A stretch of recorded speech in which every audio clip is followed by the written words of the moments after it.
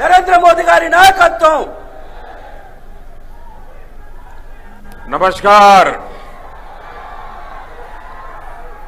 भारत माता की, भारत माता की.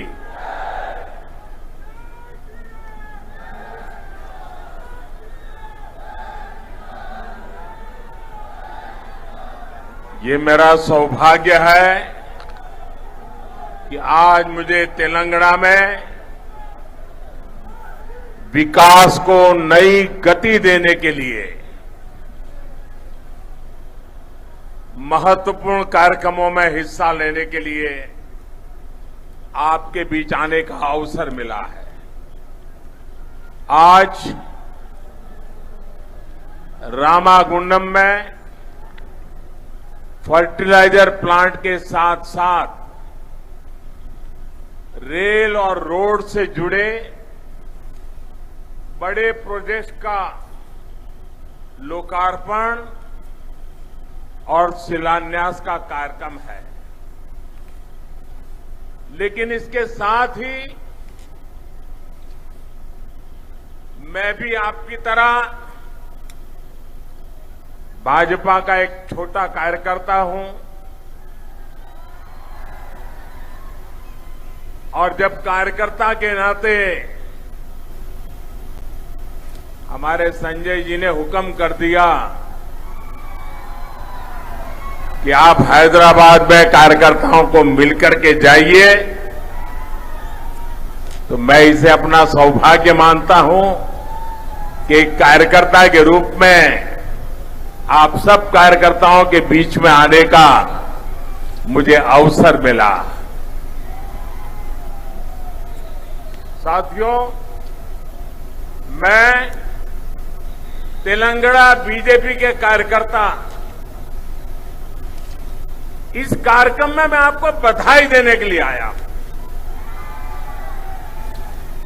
मैं वाकई बताता हूं कि मैं तेलंगाना के कार्यकर्ताओं से बहुत प्रभावित हूं. कदम कदम पर आप लोग मां भारती के लिए समर्पण भाव से, निष्ठा भाव से जिस प्रकार से डटे हो, हर जुल्म के खिलाफ सर ऊंचा कर करके जंग लड़ रहे हो, निराशा की गर्त में डूबी हुई यहां की सरकार जिस प्रकार आप पर जुल्म ढो रही है, अत्याचार कर रही है, लेकिन आप बिना थके, बिना डरे, बिना झुके मां भारती की सेवा में लगे हैं. आपको बहुत बहुत बधाई है.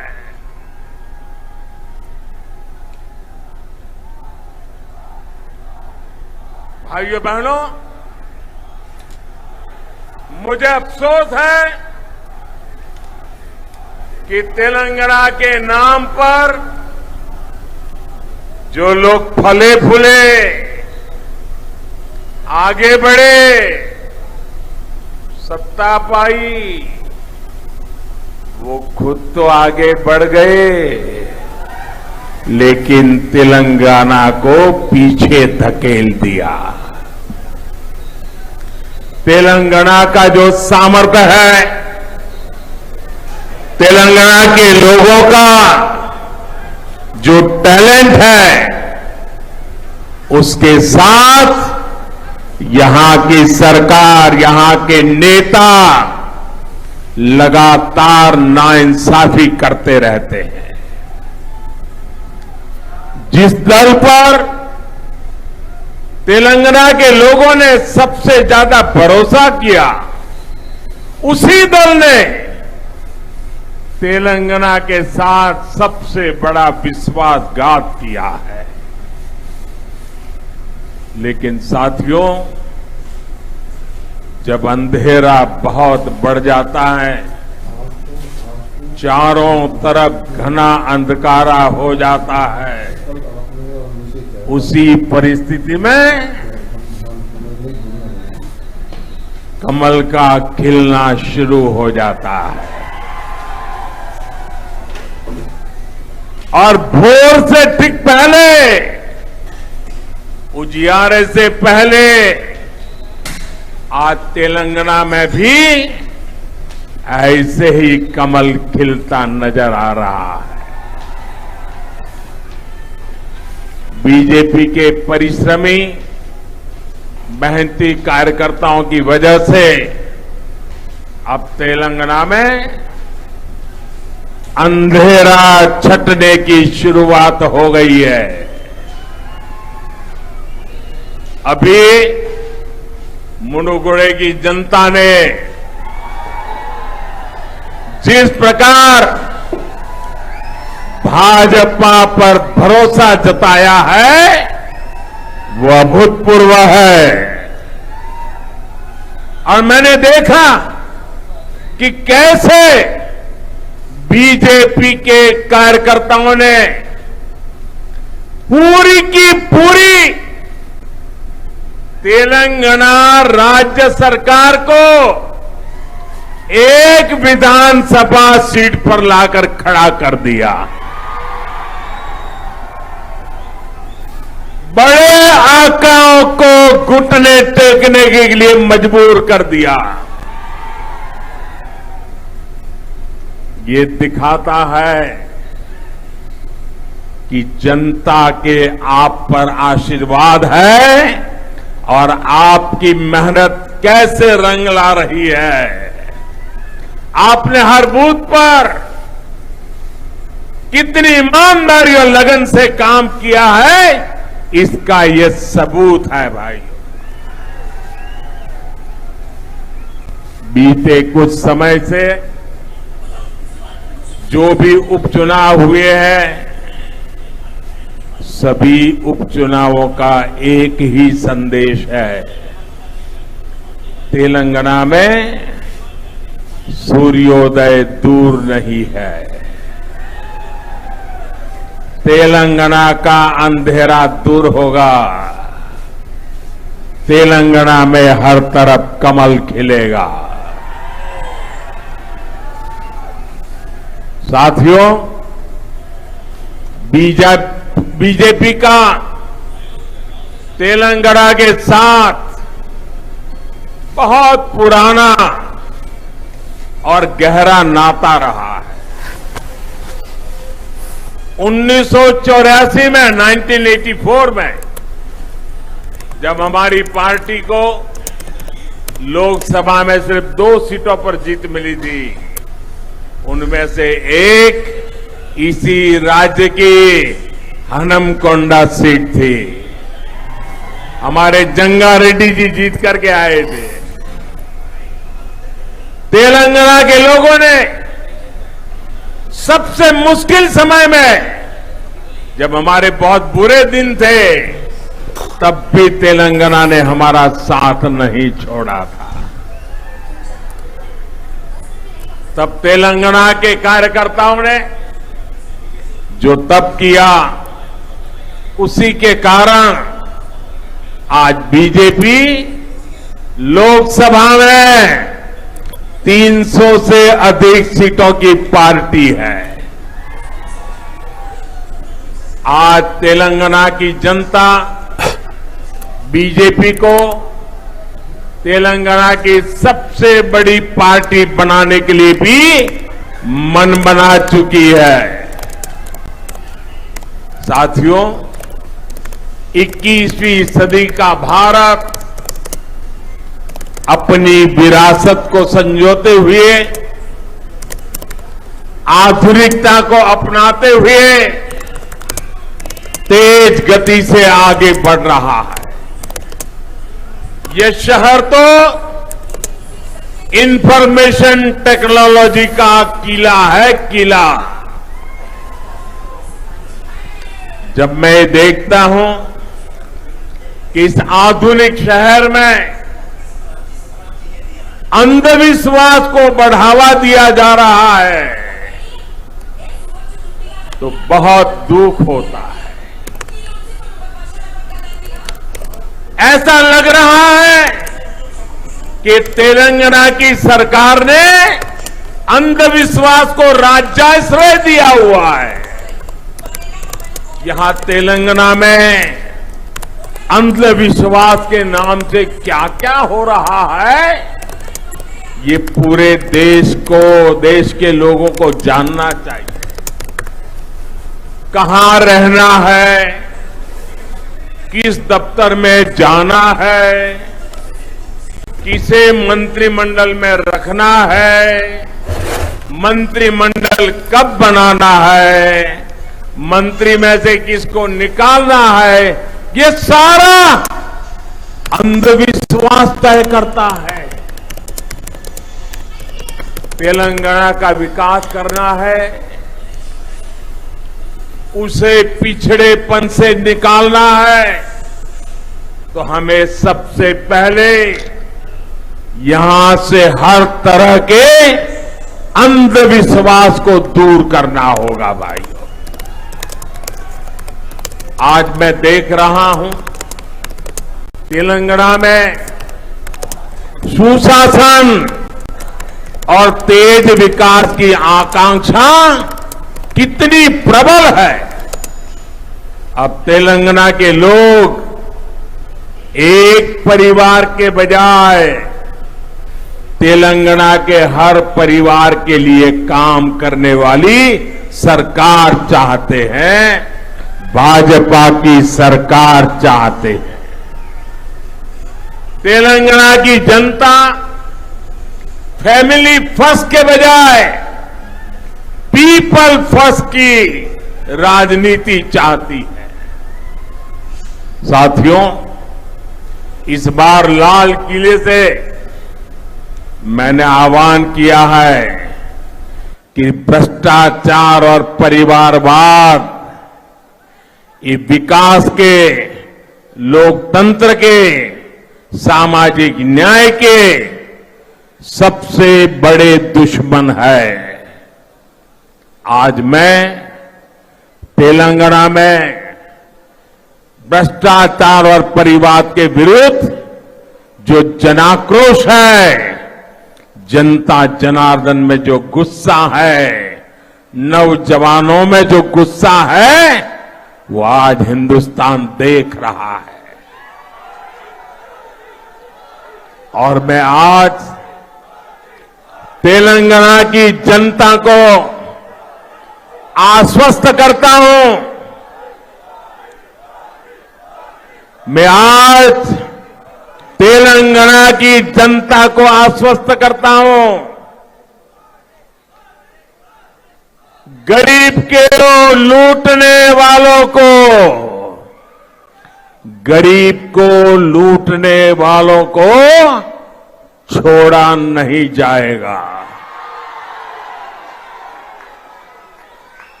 आज आपने देखा होगा कुछ लोग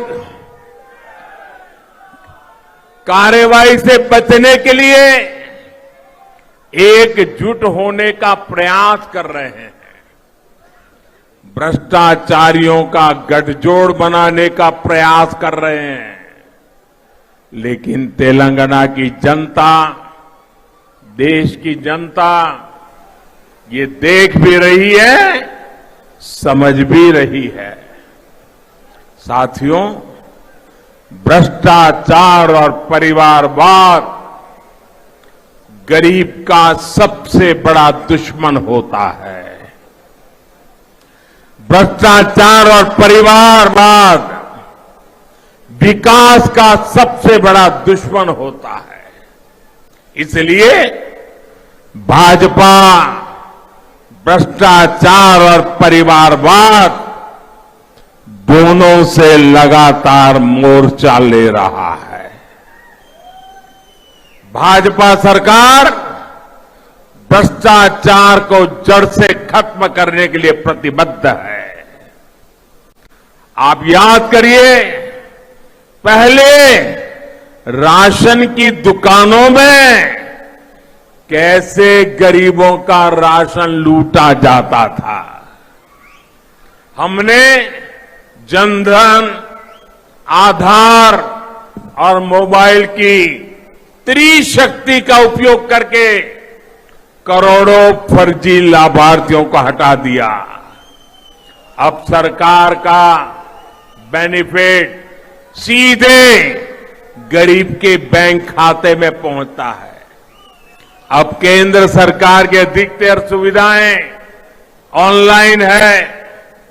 इससे घुसखोरी की आशंका कम हुई है। आज भीम यूपीआई के कारण देश में कैश लेन देन की मजबूरी कम हुई है। जब पेमेंट भी ऑनलाइन होती है तो भ्रष्टाचार की गुंजाइश भी कम हो जाती है। आखिर सरकार और जनता के बीच बिचौलियों की क्या जरूरत है भाई? सरकार सीधे जनता तक पहुंचे और जनता सीधे सरकार तक। इसलिए हमने टेक्नोलॉजी का ब्रिज बनाया है। तेलंगाना में भी भाजपा ऐसा ही भ्रष्टाचार मुक्त सुशासन देने के लिए तैयार है। मैं बीजेपी के सभी कार्यकर्ताओं से कहूंगा कि आप तेलंगाना के बूथ बूथ में जाएं, केंद्र सरकार की कल्याणकारी योजनाओं का लाभ जिनको अभी तक नहीं मिल पाया है उनकी मदद करें। और एक बात, जरा मेरे तेलंगाना के कार्यकर्ताओं को मेरी व्यक्तिगत प्रार्थना है और मैं विश्वास करता हूं कि आप मेरी बात मानोगे। बताऊं? देखिए, कुछ लोग निराशा के कारण, हताशा के कारण, भय के कारण, अंधविश्वास के कारण सुबह शाम मोदी को गालियां देते रहते हैं। भांति भांति की गालियां देते हैं। सारी डिक्शनरी मोदी को गालियां देने के लिए उन्होंने खपा दी है। मेरी आपसे प्रार्थना है, ऐसी बातों से आप परेशान मत होना। उनके पास गालियों के सिवा देने के लिए बचा क्या है भाई? आप बिल्कुल परेशान मत हो जाइए। और मैं तो पिछले 20-22 साल से बड़ी वैरायटी की गालियां खा चुका हूं। मेहरबानी करके इससे जरा भी परेशान मत होइए। शाम को उन गालियों को, उस पर बड़ी हंसी मजाक कीजिए, बढ़िया चाय पीजिए और दूसरे दिन सुबह कमल खिलने वाला है, ये इस खुशी में आगे बढ़िए।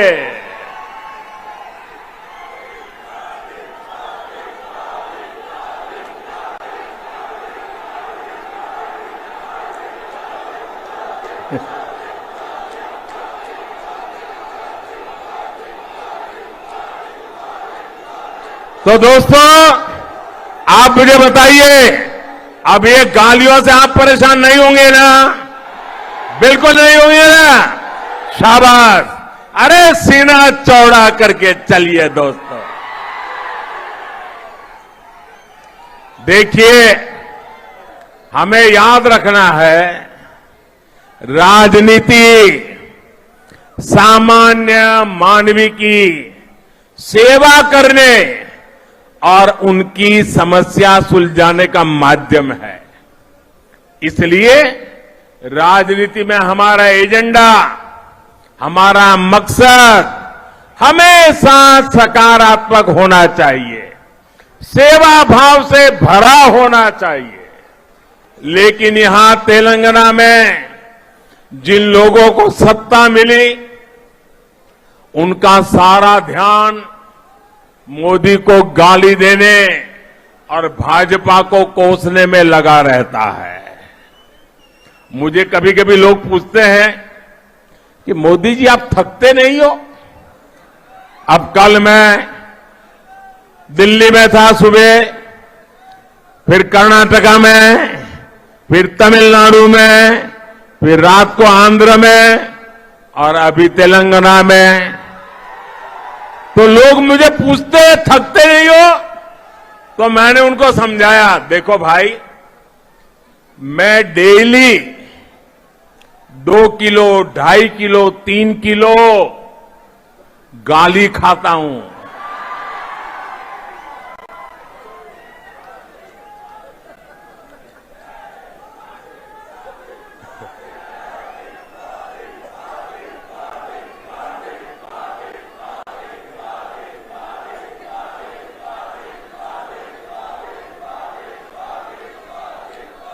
और परमात्मा ने मेरे भीतर ऐसी रचना कर दी है, ईश्वर ने ऐसे आशीर्वाद दिए हैं कि ये सारी गालियां मेरे अंदर प्रोसेस होके न्यूट्रिशन में कन्वर्ट हो जाती है। एक सकारात्मक ऊर्जा बन जाती है जो जनता के सेवा में काम आती है। भाइयों बहनों, जो दिन रात मुझे गाली देते हैं, बड़ी नई नई गालियां खोजते रहते हैं, मैं उन्हें कहना चाहता हूं, अगर आप मोदी को कितनी ही गालियां दीजिए, हम हजम कर जाएंगे। भाजपा को गाली दीजिए, हमें कोई समस्या नहीं है, हम तो ऐसे ही बड़े हुए हैं। लेकिन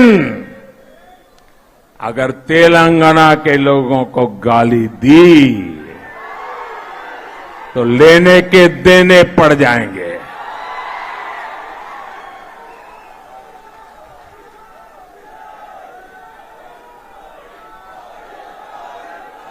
यहां के लोगों के सपनों से खिलवाड़ किया तो मुकाबला बहुत रंगीन हो जाएगा, समझ लीजिए। भाइयों बहनों, मोदी और भाजपा को गाली देने से अगर तेलंगाना का भला होता है तो देते रहिए, अगर यहां के लोगों की सुख सुविधा बढ़ती है देते रहिए, ईज ऑफ लिविंग होता है देते रहिए। मोदी और भाजपा को गाली देकर अगर तेलंगाना के किसान समृद्ध होते हैं तो जरूर दीजिए गाली। आज तेलंगाना के किसानों की स्थिति किसी से छिपी नहीं है। आप खुद इस बात के साक्षी है कि यहां के हल्दी किसानों को सरकार ने किस हाल छोड़ दिया है। आप इस बात के साक्षी है कि यहां विकास के रास्ते में किस तरह लगातार रोड़े अटकाए जा रहे हैं। मैं आज तेलंगाना के लोगों को भरोसा देना चाहता हूं, भाजपा तेलंगाना में पॉजिटिव एजेंडा के साथ आ रही है। हम मिलकर यहां विकास की नई गाथा लिखेंगे। साथियों, तेलंगाना, हैदराबाद मेरे लिए बहुत अहमियत रखता है। 2013 में मैं नव भारत युवा भेरी उसमें शामिल होने आया था। उस वक्त में अपनी पार्टी का पीएम उम्मीदवार भी नहीं था, मैं सिर्फ एक सीएम और प्रचार समिति का प्रमुख था। लेकिन जो स्नेह आप लोगों ने मुझे दिया, हैदराबाद ने दिया, तेलंगाना ने दिया, वो हिंदुस्तान के लिए ये टर्निंग पॉइंट बन गया था। और मैं कभी आपके उस प्यार को भूल नहीं सकता हूं, और मैं आपके इस प्यार को ब्याज समेत लौटाता रहता हूं, लौटाता रहूंगा, विकास करके लौटाता रहूंगा भाइयों। तब मैंने कहा था कि हमारी सरकार इंडिया फर्स्ट के विजन और संविधान को मजबूत करने की दिशा में काम करेगी। और सरकार बनाने के बाद हम निरंतर उसी लक्ष्य को ध्यान में रखकर काम कर रहे हैं।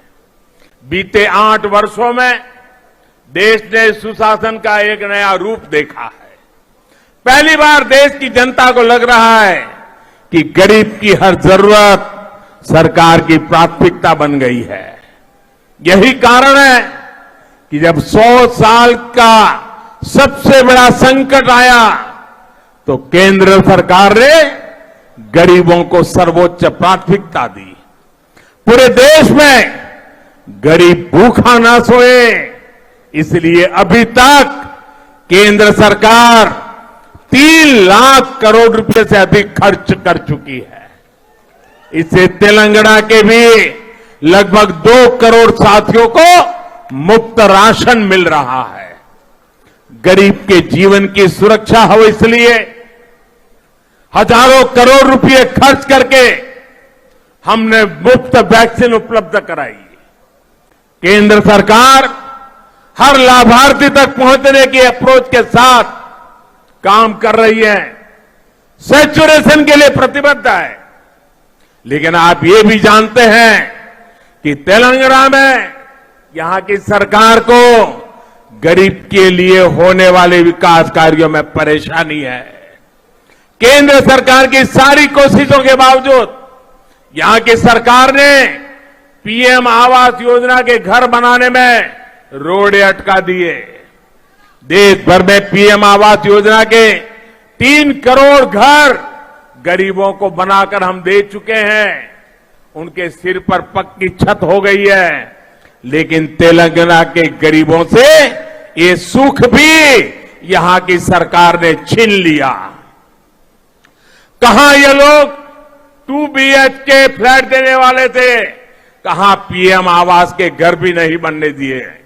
मैं जानता हूं तेलंगाना के लोग इस अपराध को कभी माफ नहीं करेंगे। साथियों, आज तेलंगाना पॉजिटिविटी चाहता है, प्रोग्रेस चाहता है, वो सिर्फ और सिर्फ भाजपा दे सकती है। तेलंगाना के लोग ये समझ रहे हैं, इसलिए यहां बीजेपी का जनाधार लगातार बढ़ रहा है।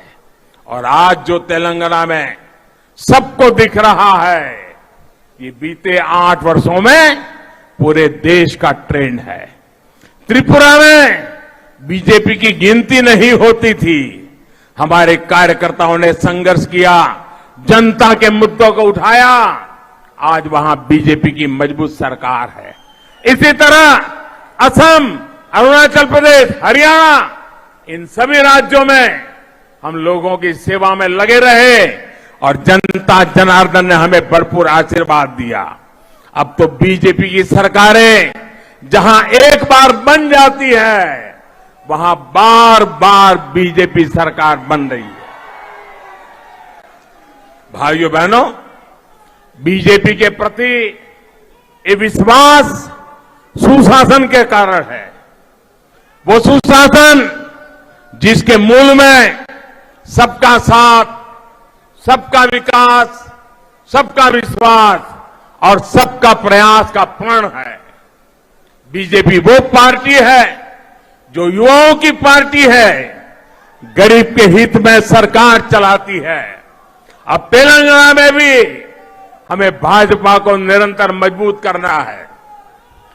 तेलंगाना को भ्रष्टाचार और परिवार के शिकंजे से मुक्त करना हमारा कर्तव्य है।